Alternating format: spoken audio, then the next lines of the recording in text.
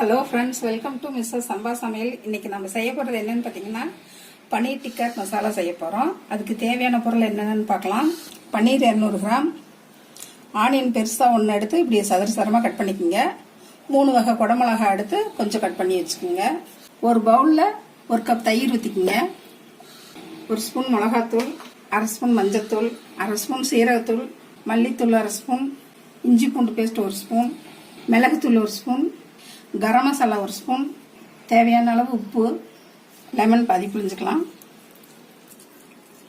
இப்போ நம்ம கட் பண்ணி வச்ச குடமிளகாய் ஆனியன் எல்லாம் போட்டுடலாம்.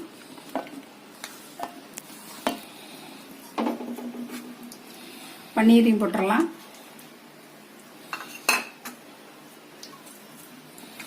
இதெல்லாம் ஒண்ணா கலந்துடலாம்.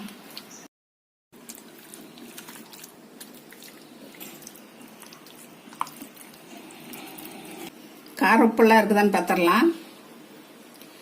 சரியா இருக்கு. 1/2 மணி நேரம் இப்படி ஊற வச்சிடலாம். 1/2 மணி நேரம் ஊறட்டும். மசாலா பன்னீர் இந்த குடமிளகாய் எல்லாம் இறங்கட்டும். அதுக்கப்புறம் நம்ம கோர்த்து டோஸ்ட் பண்ணிடலாம். 1/2 மணி நேரம் ஆயிடுச்சு.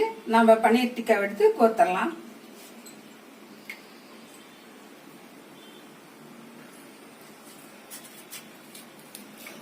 ஒரு குடமிளகாய், ஒரு ஆனியன், ஒரு பன்னீர் இப்படி மாற்றி மாற்றி கோருங்க.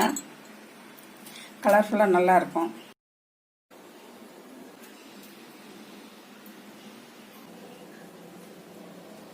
அடுத்ததும் அதே மாரி கொடுத்துடலாம்.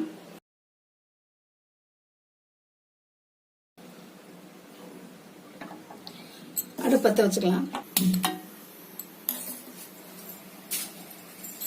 லைட்டா மேலே எண்ணெய் ஊற்றலாம். 2க்கும் அப்படியே சில்லி போடலாம்.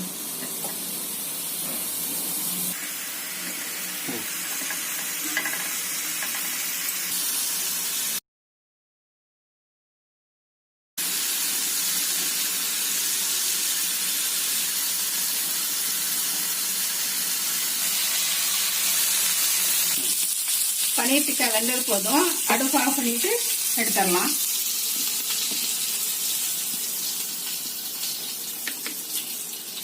இந்த பனீர் டிக்கா குழந்தைங்களுக்கு ரொம்ப பிடிக்கும். கடையில வாங்கி செய்யறதை விட நம்மள இதை வீட்டில் செஞ்சு கொடுத்தா ரொம்ப டேஸ்டாவும் இருக்கும், ஹெல்த்தியாவும் இருக்கும்.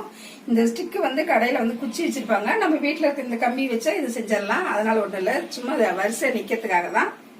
இந்த ரெசிபி உங்களுக்கு பிடிச்சிருந்தா மிஸ்ஸஸ் சம்பா சமையலுக்கு சப்ஸ்கிரைப் பண்ணுங்க. மறக்காம பெல் பட்டனை கிளிக் பண்ணுங்க. தேங்க்யூ.